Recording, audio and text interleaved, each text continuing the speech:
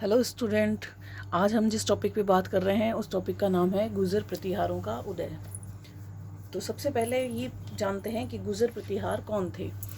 तो डॉक्टर गोपीनाथ शर्मा के अनुसार जोधपुर शिलालेख से प्रमाणित होता है कि प्रतिहारों का अधिवासन मारवाड़ क्षेत्र में 6ठी शताब्दी के द्वितीय चरण में हुआ था और राजस्थान के पश्चिमी क्षेत्र को गुजरात कहा जाता था और इसीलिए प्रतिहारों को भी गुर्जर प्रतिहार कहा जाने लगा, क्योंकि यह गुर्जर प्रतिहार राजस्थान के पश्चिमी क्षेत्र में रहते थे।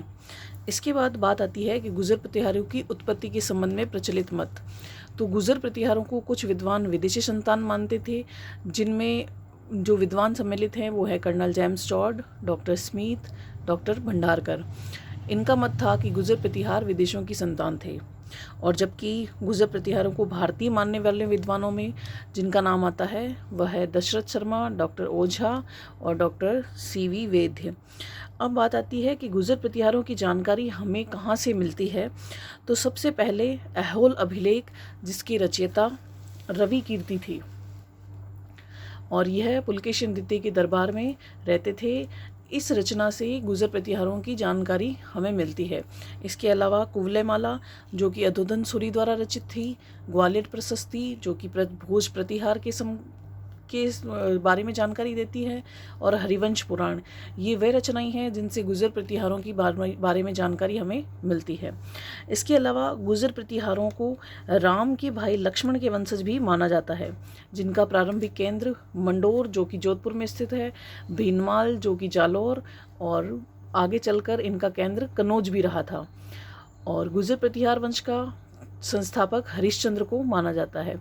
अन्य प्रतापी शासकों में जिन शासकों का नाम आता है वह है नागभट्ट प्रथम, वत्सराज, नागभट्ट द्वितीय, मिहिर भोज और महेंद्रपाल प्रथम, महिपाल प्रथम, राज्यपाल और यशपाल। इसके अलावा कन्नौज को राजधानी बनाने के लिए गुर्जर प्रतिहार राष्ट्रकूटों और पालों के मध्य त्रिकोणीय संघर्ष हुआ था, जो कि लगभग 100 वर्ष तक चला था, और इसमें गुर्जर प्रतिहारों की विजय हुई और गुर्जर प्रतिहारों ने अपनी राजधानी कन्नौज को बनाया था।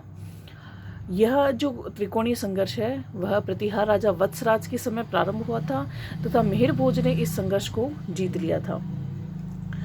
अब बात आती है उज्जैन तथा कन्नौज के गुर्जर प्रतिहारों की, यानी प्रतिहार शासकों में जो प्रतापी राजा हुए हैं उनकी हम बात करेंगे वन बाय वन। जिनमें सबसे प्रतापी जो शासक हुआ था वह था नागभट्ट प्रथम, जो कि उज्जैन में गुर्जर प्रतिहार वंश का संस्थापक माना जाता है, और इसका शासनकाल रहा था 730 से 760 ईस्वी तक। ग्वालियर प्रशस्ति से ज्ञात होता है कि नागभट्ट प्रथम ने अरब सेना को पराजित किया था तथा राष्ट्रकूट शासक दंतीदुर्ग को हरिण्य गर्भदान यज्ञ में आमंत्रित किया था। नागभट्ट प्रथम के समय ही सभी राजपूत सामंतों के रूप में कार्य करते थे। और अगले जो शासक हुए थे वह थे वत्सराज, जिनका शासनकाल 783 से 795 ईस्वी माना जाता है। देवराज के बाद इनके पुत्र हुए थे वत्सराज, जो कि उज्जैन के शासक बने। यह वैष्णव धर्म का संरक्षक था, इसीलिए इसने जहवरा या रणहस्तिन की उपाधियां दी गई थी। वत्सराज ने भीनमाल में राजसूय यज्ञ आयोजित किया था और इसी के समय त्रिपक्षीय संघर्ष प्रारंभ हुआ था। वत्सराज ने ओशिया में जैन मंदिरों का निर्माण करवाया था, जो पश्चिमी भारत के सबसे प्राचीन मंदिर माने जाते हैं। इसके समय रचित वली प्रबंध में सती प्रथा व नियोग प्रथा का भी उल्लेख मिलता है। इनके बाद जो प्रतापी शासक हुए थे वह थे नागभट्ट द्वितीय, जो कि वत्सराज के पुत्र थे और गुर्जर प्रतिहार वंश के सबसे शक्तिशाली राजा भी हुए थे। इसके समय गुर्जर प्रतिहारों की प्रतिष्ठा चरम सीमा पर पहुंच गई थी, और इसीलिए हम नागभट्ट द्वितीय की उपलब्धियों के बारे में डिटेल से चर्चा करेंगे। इसकी उपलब्धियों में सबसे जो बड़ी उपलब्धि इनकी रही थी वह थी राष्ट्रकूटों से युद्ध। राष्ट्रकूट नरेश गोविंद तृतीय ने उत्तरी भारत पर आक्रमण किया था, क्योंकि ये सभी राष्ट्रकूट कहो या पाल कहो, ये सभी उज्जैन या कन्नौज को प्राप्त करना चाहते थे। कन्नौज के अधिकार को लेकर राष्ट्रकूटों, प्रतिहारों और पालों के मध्य संघर्ष हुआ था, और इसीलिए नागभट्ट द्वितीय ने राष्ट्रकूट नरेश गोविंद तृतीय को पराजित किया था और उत्तर भारत में अपनी प्रतिष्ठा को बढ़ाया था। अगली जो इसकी उपलब्धि थी वह थी कनौज विजय। नागभट्ट द्वितीय ने कनौज नरेश चक्रायुद्ध को पराजित किया था। कनौज पर गुर्जर प्रतिहार वंश की नींव रखी व इसे अपनी राजधानी बनाया। पाल वंश के राजा धर्मपाल से भी युद्ध किया था। क्योंकि कनौज का राजा चक्रायुद्ध धर्मपाल का आश्रित राजा था, अतः नागभट्ट द्वितीय से युद्ध करना पालों के लिए अनिवार्य हो गया था और इस युद्ध में धर्मपाल को भी पराजित होना पड़ा और वह पराजित होने के बाद वापस बंगाल लौट गया था। इसके बाद ग्वालियर अभिलेख के अनुसार जानकारी मिलती है कि नागभट्ट द्वितीय ने मुसलमानों को भी पराजित किया था और अन्य विजयों का भी उल्लेख ग्वालियर प्रशस्ति से मिलता है कि नागभट्ट द्वितीय ने उत्तरी काठियावाड़, पूर्वी राजस्थान, पश्चिमी भारत का मुस्लिम राज्य व कौशाम्बी को अपने अधीन किया था। इसके बाद हम नागभट्ट द्वितीय का मूल्यांकन करते हैं।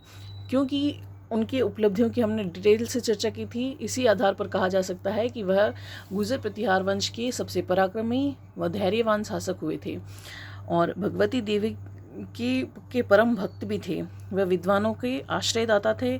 उनके समय कनौज विद्या का केंद्र भी था। उसने मुस्लिम आक्रमणों को विफल कर अपनी विस्तारवादी नीति को मुस्लिमों की विस्तारवादी नीति को असफल किया था।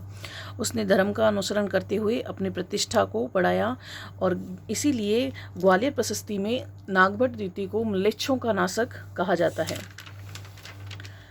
इसके बाद जो शासक हुए थे वह थे मिहिर भोज, जो कि रामभद्र के पुत्र थे। उसने आदिवरा की उपाधि धारण की थी और इसके शासनकाल में दम्र नामक सिक्के चलाए गए थे जिस पर आदिवरा का चित्र अंकित है। मिहिर भोज के शासनकाल में अरब यात्री सुलेमान भारत आए थे जिसने भारत की यात्रा की थी तथा मिहिर भोज की उपलब्धियों का भी वर्णन किया था। उनकी उपलब्धियों की डिटेल से चर्चा करें तो सबसे पहले मिहिर भोज ने चंदेलों को पराजित कर बुंदेलखंड पर अधिकार किया और मिहिर भोज ने मंडोर के प्रतिहारों को पराजित कर दक्षिण राजपुताने पर भी अधिकार किया था। मिहिर भोज ने बंगाल नरेश देवपाल को भी पराजित किया और इसके अलावा पंजाब व हरियाणा के कुछ क्षेत्रों पर अधिकार भी किया था। भोज ने कलचुरी के शासकों को भी अपने अधीन किया था और इस प्रकार निष्कर्ष रूप में अगर देखा जाए तो मेहणौत नैणसी, जिन्हें राजस्थान का अब्बुल फजल भी कहा जाता है, इन्होंने प्रतिहारों की 26 शाखाओं का उल्लेख किया था जिसमें मिहिर भोज के बाद अनेक उनके उत्तराधिकारी हुए थे जिन्होंने कनौज पर शासन किया था। और यशपाल के समय गुर्जर प्रतिहार वंश का लगभग पतन हो गया था और इसके अतिरिक्त यह माना जाता है कि गुर्जर प्रतिहार कला व साहित्य के भी संरक्षक रहे थे। इसी के साथ अपना ये छोटा सा टॉपिक गुर्जर प्रतिहार वंश समाप्त हुआ है। अगली क्लास में हम बात करेंगे रणथंभौर व जालौर के चौहानों के बारे में।